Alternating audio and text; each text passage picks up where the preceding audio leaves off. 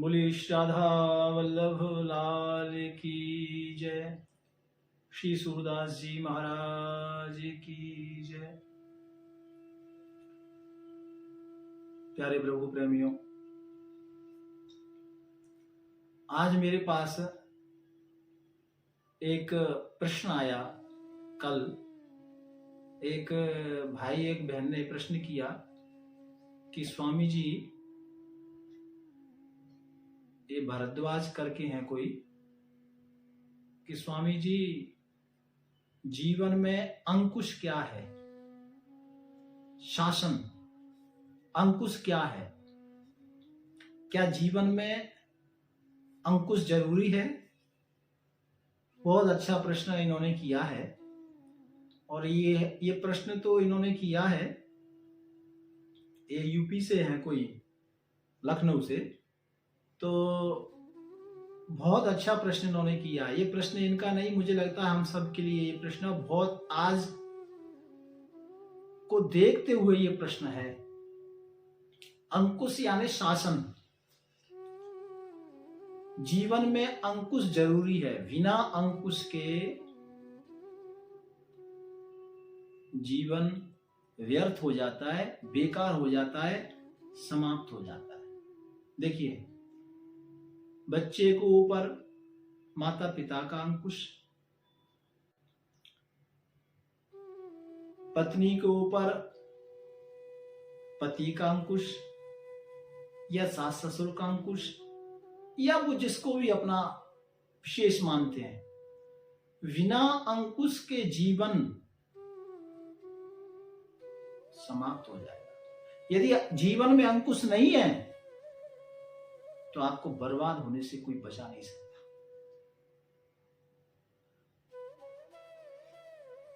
ये मन रूपी हाथी, ये शरीर रूपी जो हाथी है ना, ये बिना अंकुश के नहीं चलेगा। आपने कभी हाथी को देखा होगा। हाथी और उसको चलाने वाला जो महावत होता है ना, वो इधर सिर में अंकुश रखता है, वो अंकुश मारता है। यदि वो अंकुश से ही कंट्रोल करता है, यदि उस हाथी पर अंकुश की चोट न लगे तो वो हाथी तो अपनी मर्जी करेगा। कभी किसी को गाड़ी को तोड़ेगा, कभी किसी को मारेगा, कभी कुछ तो इतने बड़े हाथी को वो छोटी सी लकड़ी लेगा, या कोई ऐसा त्रिशूल लेगा, या कोई ऐसी वस्तु लेगा जो सिर पर, कभी आपने देखा होगा, वो अंकुश करता है। ये क्या है? देखिए, जीवन में मैं अपने बच्चों को कहना चाहता हूं कि माँ बाप का अंकुश जिस बच्चे के ऊपर नहीं है, उस बच्चे को बर्बाद होने से कोई बचा नहीं सकता। ये पक्की बात है।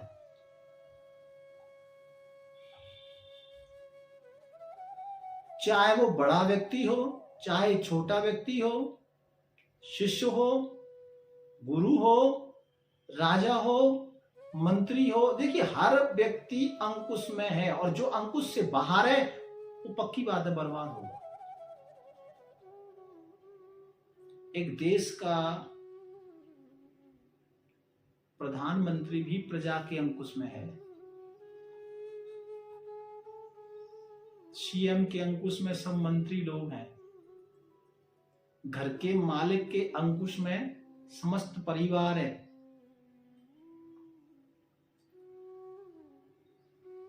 और पिता के अंकुश में बेटे हैं, पुत्र है, पुत्री है। लेकिन जिस बेटे के ऊपर माता पिता का, भाई का, बड़े बुजुर्गों का अंकुश नहीं रहेगा, उस बच्चे को लगता है कि मेरे माँ बाप मुझे डांटते हैं, मुझे काम करने के लिए मना करते हैं, मुझे ऐसा करने के लिए मना करते हैं, मुझे ऐसा करने के लिए मना करते हैं, मैं अपनी मन मर्जी करूं। आजकल ऐसी थिंकिंग लोगों की हो गई। बच्चे को माँ बाप थोड़ा बोलता है तो बच्चों को लगता है कि मेरी माँ ने ऐसा बोला क्यों, मेरे पिता ने ऐसा बोला क्यों। और छोटी छोटी बात पर वो नाराज हो जाते हैं, छोटी छोटी बात पर वो गुस्सा हो जाते हैं। बोलना बंद कर देते हैं, अपनी मर्जी का करते हैं। एंड में ऐसा बेटियों के साथ भी है। कई बार बेटियां ना किसी माँ की मानती है, ना पिता की मानती है, ना गुरु की मानती है, ना दादी की, ना दादा की, किसी की नहीं मानती। वो अंकुश से बाहर, किसी का कोई शासन नहीं। देखिए, बच्चों के ऊपर शासन का होना जरूरी है। मैं कहता हूं कि ठीक है, आप भय मत रखिए, बच्चों को भय मत रखिए, भय में मत रखिए, लेकिन शासन में रखना जरूरी है। यदि शासन नहीं होगा ना, तो वो बच्चे का जीवन व्यर्थ हो जाएगा, बेकार हो जाएगा। ये पक्की बात समझ लेना। आजकल आप तरह तरह की खबर सुनते हैं ना, कि किसी ने, कोई बिटिया ने प्राण दे दिया फांसी खाकर, किसी ने, भाई बेटे ने प्राण दे दिया जहर खाकर। आप रिसर्च करना, जितनी भी घटना देश के अंदर विदेश में होती हैं, ये घटना, ये पक्की बात है, प्रमाण के साथ बोल रहा हूं, ये घटना उन्हीं के साथ होगी जिनका जीवन अंकुश से बाहर होगा। ये व्यक्ति, ये इनके साथ, ये उन लोगों के साथ ऐसी घटना होती हैं जिसके जीवन में किसी का अंकुश नहीं, जो मां से बाहर निकल गए, पिता से बाहर निकल गए, भाइयों से बाहर निकल गए। कोई बेटी अपनी मनमानी कर रही है, कोई बेटा है अपना मनमानी कर रहा है, ना किसी को मान रहा है, ना किसी को तान रहा है। वो अंकुश से बाहर है, शासन से, किसी का शासन नहीं, और शासन से वो बाहर हो जाता है। और जब बच्चा शासन से बाहर हो जाता है, तो फिर समझना वो विवेक से बाहर हो गया। क्योंकि जीवन में विवेक तो माता पिता के द्वारा आता है ना, गुरुओं के द्वारा आता है ना, लेकिन वो उस चीज को लेना ही नहीं चाह रहे। आजकल की ऐसी सोसाइटी हो गई है कि आप छोटी सी बच्ची को भी, छोटे से बेटे को भी आप कुछ बोलो, वो कहता है मुझे जीने दो, मुझे आप बीच में डिस्टर्ब मत करो, जो मैं करता हूं सो सही है। माई बाप, ये परंपरा गलत है। घर में शासन जरूरी है, किसी ना किसी का शासन रखो। कई बार मैं लोगों के घरों में जाता हूं, तो वो लोग कहते हैं गुरुजी, ये हमारे जो पति हैं वो किसी की सुनते नहीं, थोड़ा आप समझाओ, आपकी बात को मान लेते हैं। तो मुझे लगता है कि चलो, उसके दिल में एक गुरु का अंकुश है कि गुरु की बात को मानता है। लेकिन कई बार जीवन में ऐसे भी लोग मिलते हैं कि ना बेटे का सुनना, ना पति का सुनना, ना किसी बहन का सुनना, ना किसी का, वो घर का मालिक भी है ना, किसी के शासन में नहीं, ना अपने बड़े भाई के शासन में, ना किसी ताऊ के शासन में, ना किसी पिता के शासन में। दादा वाला भी कोई बुजुर्ग हो गया है ना, वो भी किसी के शासन में नहीं है। तो ऐसा दादा भी बर्बाद हो जाता है। ये नहीं कि कोई बड़ा घर का व्यक्ति है ना, उसको भी अंकुश का, उसकी भी एक मर्यादा का दायरा है। नहीं, वो अपनी मर्जी करेगा, अपनी मर्जी करेगा, कोई बोलने वाला नहीं होगा, तो एक दिन फिर घर बर्बाद हो जाए। तो हर व्यक्ति को अंकुश में रहना बहुत जरूरी है। मैं ये, जिन्होंने भी ये प्रश्न मुझे लिख के दिया, ये बड़ी अच्छी बात लिखी है। आजकल जो सोसाइटियों में घटना हो रही है ना, वो इसीलिए हो रही है। आप किसी की फाइल उठा के देख लो, कोई बेटी होगी तो बोले वो घर से 4-5 वर्ष पहले ही अलग रह रही थी, ना वो माँ की मानती, ना पिता की मानती, ना भाइयों की मानती, ना किसी रिश्तेदारों की मानती। किसी भाई का चैप्टर उठा के देख, कितनी कितनी घटनाएं आप रोज सुनते हैं। तो वो कहते हैं कि वो 3 साल से घर से संबंध नहीं है, कुछ नहीं है, क्योंकि वो, उसने किसी का शासन माना नहीं, किसी का अंकुश के ऊपर नहीं था। और जब हाथी के ऊपर, इस मन रूपी हाथी के ऊपर जब अंकुश नहीं रहता ना, तो फिर इस हाथी को पागल होने से कोई बचा नहीं सकता। ये पक्की बात है। इसलिए मैं अपने युवान बहन भाइयों से हाथ जोड़कर कहता हूं कि जीवन में किसी ना किसी का तो अंकुश रखो मेरे भाई, किसी ना किसी को तो मानो। कोई ऐसा तो आपके जीवन में हो जिसकी आप सुने। ये बड़ी समस्या है।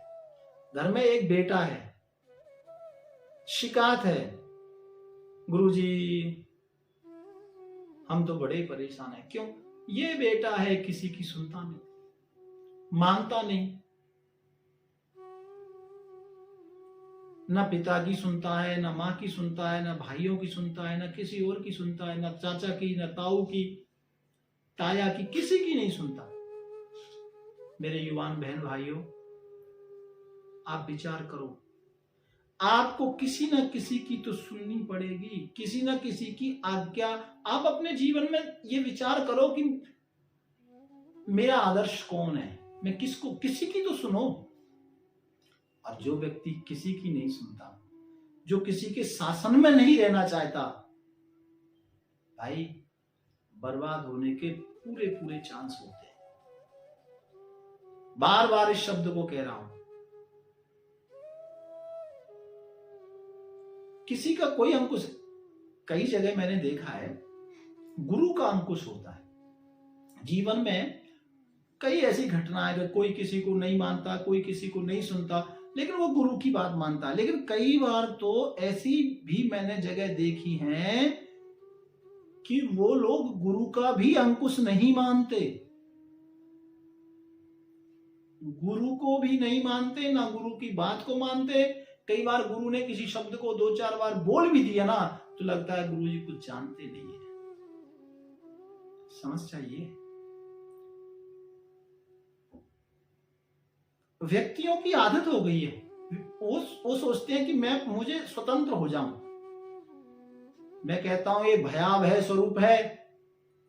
यदि आप बहुत ज्यादा स्वतंत्रता के चक्कर में पड़ोगे तो एक दिन ऐसा आएगा कि आप अकेले खड़े हो जाओगे, आप अकेले खड़े रहोगे, आपको कोई नजर से देखने वाला भी नजर नहीं आएगा। ऐसी गलती मत करो। किससे दूर भागोगे, किस से दूर भागोगे, कहां भागोगे? समाज आपने ठुकरा दी, माता आपने ठुकरा दी, पिता आपने ठुकरा दिया, मित्र आपने ठुकरा दिया, रिश्तेदार आपने ठुकरा दिए,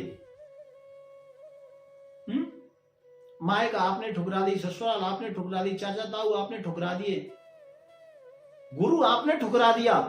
कहां जाओगे, कहां जाओगे, कहां जा रहे हो? विचार करो। मुझे एक रामायण की एक बात याद आई। काकभूषुंडी जी महाराज, जो गरुड़ महाराज ने, रामायण के बड़े अच्छे पात्र हैं काकभूषुंडी जी। तो गरुड़ और काकभूषुंडी का संवाद रामायण में बड़े विस्तार से दिया है। काकभूषुंडी जी महाराज अपने पूर्व जन्म की कथा गरुड़ जी को सुनाते हैं। तो कहते हैं कि मैं अयोध्या में था, वहां मैंने राम जी की परीक्षा ली, रोटी हाथ से लेके गया तो राम जी का हाथ मेरे, बाद में वापिस मैं अयोध्या में ही रहने लगा। फिर अयोध्या में किसी कारणवश वहां व्यवस्था ठीक नहीं लगी, तो फिर मैं उज्जैन आ गया और उज्जैन में आकर के मैं रहने लगा। वहां मैंने देखा महाकाल की नगरी में सब व्यवस्था सब अच्छी है। और मैं, एक ब्राह्मण मुझे मिले, वो ब्राह्मण देवता का मैं शिष्य बन गया। मैंने अध्ययन किया, ब्राह्मण के चरणों में प्रणाम किया, गुरुदेव बनाया उनको मैंने अपना, और शंकर जी का भक्त हो गया। काकभूषुंडी जी कहते हैं गरुड़ जी को कि मैं शंकर बाबा का अनंत भक्त हो गया, अनंत भक्त हो गया। शंकर जी के भक्त हो गए, ये अच्छी बात है। तो गरुड़ जी ने प्रश्न किया था कि आपने इतना उज्जैन में ज्ञान पाया तो आप तो बहुत ज्ञानी हो गए होंगे। बोले नहीं, ज्ञानी व्यानी कुछ नहीं हो गई, वो सब ऐसे ही था। मैं ये सब, मेरे अंदर कोई सच्चा ज्ञान नहीं था, वो वहां व्यवस्था ऐसी थी, इसलिए मैं ज्ञानी बनने का बस ऐसे ही नाटक करता रहा। और देखिए शंकर जी के भक्त हो गए, काकभूषुंडी जी स्वयं कह रहे हैं, लेकिन वो वैष्णवों को गाली देने लगे, वैष्णवों को हीन दृष्टि से देखते।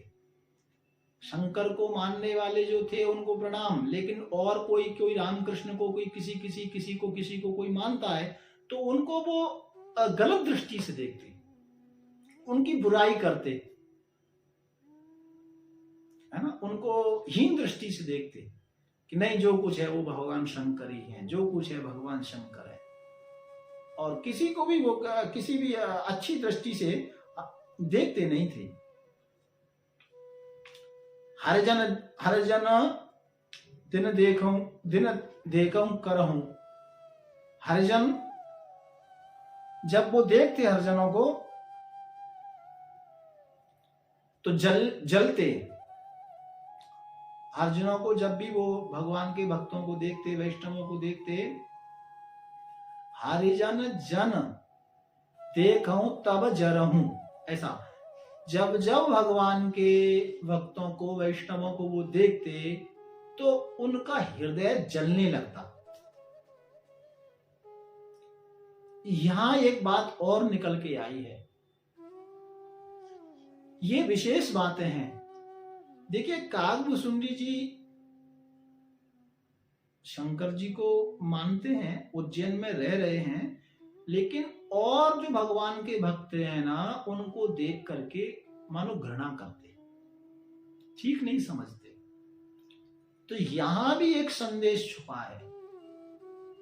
कई बार कोई शंकर जी के मंदिर जाता है तो राम जी वाले उसको अच्छी दृष्टि से नहीं देखते, है ना। कई बार कोई मंदिर जाता है तो किसी डेरा में जाने वाला कहता है नहीं नहीं नहीं नहीं, ये ठीक नहीं है, ये श्रेष्ठ नहीं है, ये बड़ा नहीं है, हमारे ही सब कुछ है, हम ही सब कुछ हैं। माई बाप, ऐसा जो सोचता है ना, उसको भगवान कभी माफ नहीं करते। ये मैं नहीं कह रहा, ऐसे सोचने वाले से कभी उसका गुरु प्रसन्न नहीं होगा, कभी उसका भगवान प्रसन्न नहीं होगा, ये पक्की बात है। और काकभूषुंडी जी के जो गुरु थे ना, वो ब्राह्मण देवता, वो बड़ा समझाते, बेटा तुम किसी से चिढ़ो नहीं, किसी से घृणा मत करो। अरे गुरुजी, आपको क्या, शंकर तो शंकर है, अयोध्या में क्या है। तब वो गुरुजी ने कहा, बेटा जिस राम प्रभु की आप बात कर रहे हैं, हर हरि सेवक, हरि यानी शंकर भगवान, हरि यानी राम जी, हर हरि सेवक गुरु कहूं। एक शब्द कहा कि जिस भगवान शंकर को आप मानते हैं, वो बाबा शंकर भगवान श्री राम प्रभु को अपना प्रभु मानते हैं। अभी ये चेला को लगा कि अभी तक तो गुरुजी ठीक थे, जो भी था मुझे लगा कुछ नहीं आता, लेकिन अब पक्का हो गया, अब पक्का हो गया कि गुरुजी कुछ नहीं जानते। तो और मन में अहंकार आ गया। उसी दिन से गरुड़ जी को कहते हैं काकभूषुंडी जी कि उसी दिन से मुझे पक्का हो गया कि हमारे गुरुजी से तो कुछ भी नहीं आता। और गुरुजी बार बार समझा रहे हैं, ये काकभूषुंडी गरुड़ जी का संवाद नहीं है, ये हमारा आपका सारी दुनिया का संवाद है। माता रूपी गुरु, पिता रूपी गुरु, आध्यात्मिक रूपी गुरु जब जब अपने बच्चे को, शिष्य को समझाते हैं तो उनको लगता है कि ये सब बकवास कर रहे हैं, ये हमारे काम की चीज नहीं, पता नहीं क्या गाते रहते हैं, क्या करते रहते हैं। लेकिन यही कार्य काकभूषुंडी जी ने किया। और एक दिन उज्जैन महाकालेश्वर मंदिर में काकभूषुंडी जी महाराज ब्राह्मण वेश बालक था, तो भजन कर रहे थे, ओम नमः शिवाय, ओम नमः शिवाय, ओम नमः शिवाय। गुरु जी गए, तो ये गुरु जी गए तो ये भजन ही करते रहे, न राम न श्याम, क्योंकि उनकी दृष्टि में लगा कि गुरु जी को कुछ नहीं आता। और आते देखा गुरु जी को और आंखें बंद कर ली, क्यों? कहीं प्रणाम करने के लिए उठना ना पड़े। तो संत कहते हैं कि एक बार हर मंदिर जपत रहूं हरि नाम, गुरु आयसु अभिमान ते उठ नहीं कीन प्रणाम। ये काकभूषुंडी जो बच्चे के रूप में वो बैठे रहे और गुरुजी आए, प्रणाम नहीं किया, लेकिन बाबा शंकर को इतना बुरा लगा कि ये गुरु का अपमान है। गुरु का अपमान यानी भगवान का अपमान। और भगवान शंकर तो जगत गुरु है, जगत गुरु है। भगवान शंकर को ये बात अच्छी लगी नहीं। गुरु ने तो सोचा ठीक है, बच्चा है, कोई बात नहीं, अभी गलती की, घर गए प्रणाम नहीं किया, कोई बात नहीं, इधर मिला प्रणाम किया, कोई बात नहीं, मंदिर आए प्रणाम नहीं किया, कोई बात नहीं, क्योंकि गुरु दयालु है।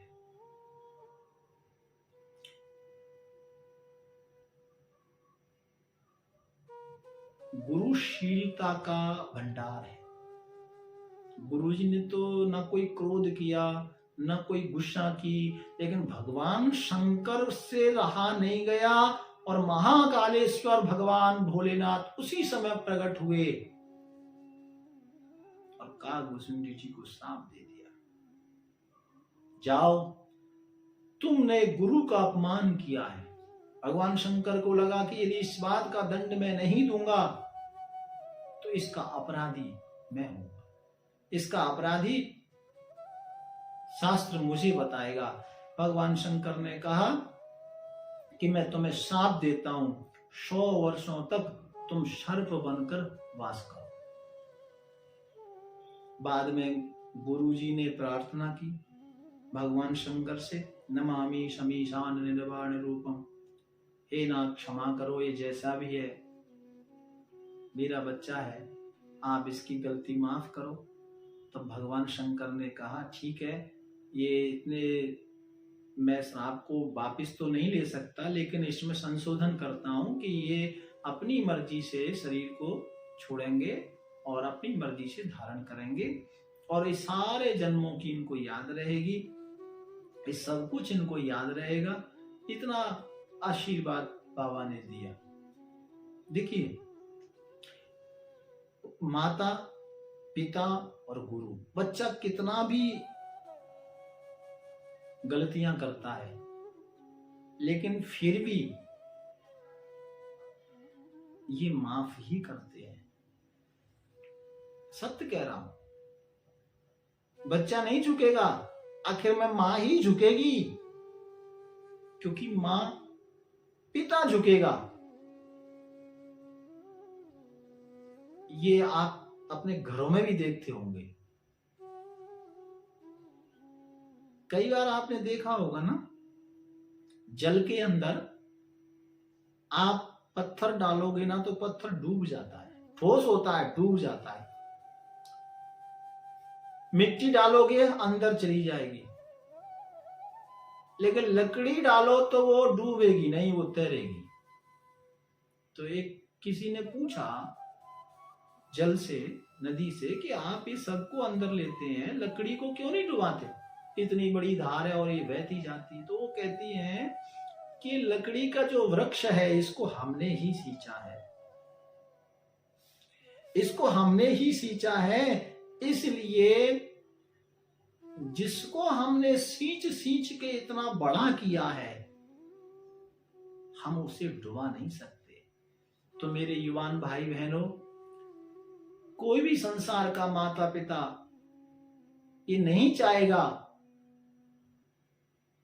कि मैं अपने बच्चे को डुबाऊं, अपनी बेटी के लिए गलत सोचूं।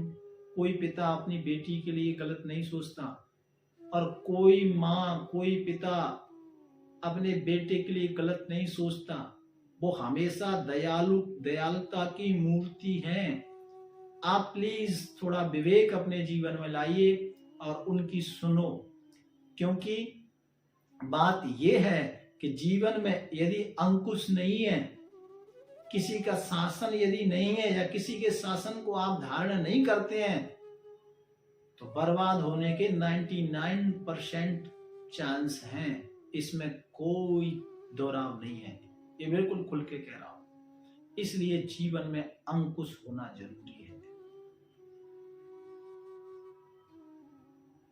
प्यार से बोलो राधे राधे, बोलो श्री राधा वल्लभ लाल की। राधा वल्लभ श्री हरि।